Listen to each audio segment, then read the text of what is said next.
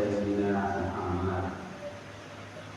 Bapak-bapak, ibu-ibu, jamaah salat subuh yang dirahmati Allah Subhanahu wa taala, mari kita kembali selalu bersyukur kepada Allah atas limpahan rahmat, karunia serta hidayahnya, sehingga kita masih mudah mendatangi rumah Allah ini dalam rangka menunaikan kewajiban kita, yaitu melaksanakan sholat subuh secara berjamaah. Kemudian berselawat kepada junjungan kita Nabi besar Muhammad sallallahu alaihi wasallam. Semoga kita banyak berselawat sehingga kita nanti diakui sebagai umat beliau dan diberi syafaat di yaumil akhir. Amin amin ya rabbal alamin. Bapak Ibu jamaah salat subuh yang insyaallah dirahmati Allah Subhanahu wa taala. Suatu ketika Nabi Musa alaihissalam bersama pengikutnya, jamaahnya di kala itu lebih kurang 70.000 orang, memohon kepada Allah, "Ya Rabb, kenapa Engkau tidak turunkan hujan?" Maka Allah berkata kepada Nabi Musa alaihissalam, "Wahai Musa, kumpulkanlah semua umatmu dan berdoalah meminta hujan kepadaku." Kemudian Nabi Musa mengumpulkan seluruh umatnya dan mereka berdoa pertama tidak diturunkan hujan, belum hujan. Berdoa kedua juga belum ada hujan. Dan Nabi Musa pun bertanya kepada Allah, karena Nabi Musa ini adalah salah satu nabi yang dapat berbicara dan berkomunikasi dengan Allah. Ya Allah, Engkau suruh kami meminta hujan, tapi Engkau belum turunkan hujan. Kenapa ya Allah? Ada apa ya Allah? Apa ini? Kemudian Allah mengatakan, "Wahai Musa, dari seluruh umatmu itu ada salah seorang umatmu yang melakukan dosa, bermaksiat selama 40 tahun dan dia belum bertobat, sedang yang lainnya sudah bertobat. Lalu bagaimana caranya ya Allah?" Dan Allah mengatakan, "Musa, sampaikan saja kepada umatmu." Kemudian Nabi Musa menyampaikan kepada umatnya, "Wahai sekalian, umatku, hujan segera akan turun. Tapi ada salah satu di antara kalian yang melakukan dosa selama 40 tahun, belum bermaksiat, sedang yang lainnya sudah. Seketika itu hujan turun." Jadi kalau hujan sudah turun ini Nabi Musa penasaran. Artinya orang tersebut sudah bertobat. Dan dia berkata kepada Allah, "Ya Allah, hujan telah Engkau turunkan. Berarti orang tersebut sudah Engkau ampuni." Kata Allah, "Ya." Nah, cuma Nabi Musa ini ternyata sama dengan kita jamaah, termasuk kepo juga dengan Allah. Dia nak tahu galau. Jadi dia bertanya sama Allah, "Ya Allah, lalu siapa orang ini? Yang mana orang itu ya Allah?" Yang kedua, dia nak tahu pula apa maksiat yang dia lakukan selama ini. Dosanya itu dosa apa? Jadi Allah berkata, "Musa, doamu telah aku kabulkan, dan engkau tidak perlu tahu siapa orangnya dan apa dosanya dia lakukan." Jamaah salat subuh yang insyaallah dirahmati Allah Subhanahu wa taala, dari hikayat ini bisa kita ambil beberapa hikmah. Yang pertama, kalau kita menginginkan sesuatu, mintalah kepada Allah, dari yang terkecil sampai yang terbesar, dan kita minta kepada Allah sesuai dengan kemampuan kita. Yang kedua, melakukan suatu kebaikan tidak mesti orang lain tahu. Seperti contohnya umat Nabi Muhammad tersebut yang seorang yang bermaksiat selama 40 tahun tersebut, artinya dia telah bertobat, maka buktinya Allah telah turunkan hujan. Ya, karena dengan bertobatnya dia seluruh umatnya sudah bertobat. Dan dia bertobat tanpa harus memberitahukan orang lain. Kalau dia mau memberitahukan, bisa saja dia tunjuk tangannya, ya Nabi Musa, akulah orang yang dimaksud Allah tersebut. Akulah orang yang berbuat dosa tersebut dan aku telah bertobat. Tapi dia tidak katakan.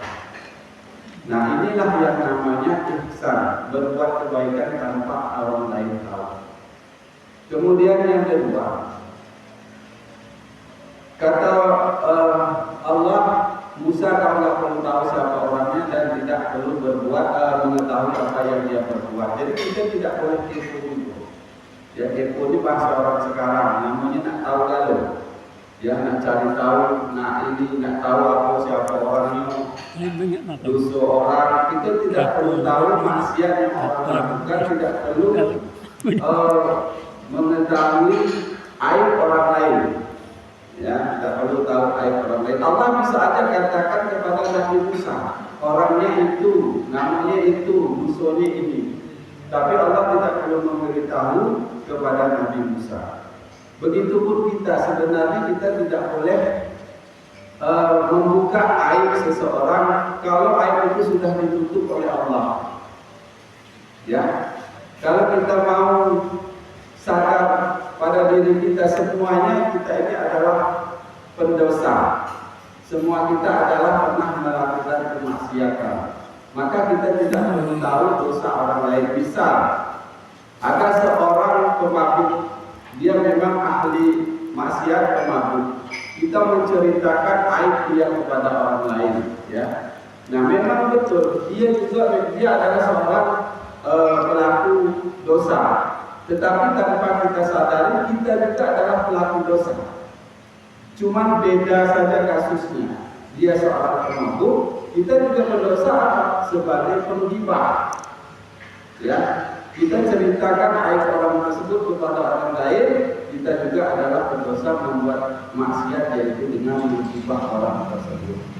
Maka Allah katakan, jangan kita membuka aib seseorang karena Allah sudah menutup aib itu. Ya, Rasulullah SAW bersabda, barang siapa yang menutup aib saudaranya, maka Allah akan menutup aibnya di akhirat, di dunia dan di akhirat. Barang siapa yang membuka aib saudaranya, Allah akan membuka aib. Kemudian selanjutnya yang dapat kita ambil pelajaran dari hikayat tersebut, yaitu jangan juga membuka aib diri kita sendiri. Ya, aib orang itu tidak boleh kita buka, juga aib kita tidak boleh kita buka. Contoh yang sama terhadap umat Nabi Musa tersebut. Ya, kalau dia mau menceritakan aibnya, yang 40 tahun dia berbuat dosa. Ya, karena tidak hujan 2 kali permintaan itu belum hujan-hujan gara-gara dia sendiri yang belum bertobat. Dia bisa saja menceritakan, ya Rasulullah, akulah orang yang tadi yang dimaksud, aku sudah bertobat. 40 tahun berbuat dosa itu adalah maksiat. Maka kita tidak perlu ceritakan aib kita kepada orang lain. Kadang-kadang di sini kita juga mungkin pernah ada orang di antara kita yang menceritakan masa lalunya yang begitu keras, dia ceritakan kepada orang lain. Sebenarnya Allah sudah menutupi aib kita dan kita tidak perlu lagi membukanya. Jamaah salat subuh yang insyaallah dirahmati Allah Subhanahu wa taala. Kalau aib itu dibuat Allah berbentuk palu, ya, itu pasti tidak ada orang yang mau dekat dengan kita. Atau dosa itu berbentuk bisul saja. Ya, setiap melakukan suatu dosa tumbuh bisul di wajah kita, di badan kita. Berbuat dosa lagi tumbuh bisul. Maka tidak ada orang yang mengenal kita lagi. Jadi muka kita bisa penuh bisul semua. Itulah maha sucinya Allah. Allah sangat menyayangi hambanya. Jadi semua aib yang kita punya itu ditutup oleh Allah. Tetapi kenapa kita sendiri yang membukanya? Ya, karena dengan dengan membuka aib tersebut kita tidak bisa berbuat banyak. Dan kalaupun misalnya kita ini adalah dianggap orang mulia misalnya ya, dianggap orang baik, itu pun bukan karena usaha kita, bukan karena memang ikhtiar kita. Ya, kita menjadi orang baik, dianggap orang baik. Nah, ini memang usaha aku yang berbuat ibadah, aku memang yang rajin ibadah, aku yang memang mengusahakannya. Ya, sebenarnya itu bisa terjadi kita baik dan kita mulia itu karena aib kita ditutup oleh Allah SWT. Ya, kalau kita sadari tidak mungkin pernah lepas kita dari dosa dan aib, tapi karena Allah menyayangi maka ditutuplah aib kita. Kita tetap harus kemudian hikmah yang juga dapat diambil, kita tetap berbuat baik, ya, berbuat baik kepada Allah dengan ibadah, kemudian berbuat baik dengan sesama manusia. Baik orang itu berbuat baik sama kita, kemudian kita balas dengan berbuat baik, sampai orang lain itu berbuat jelek kepada kita, kita juga harus tetap berbuat jelek kepada orang tersebut. Kenapa?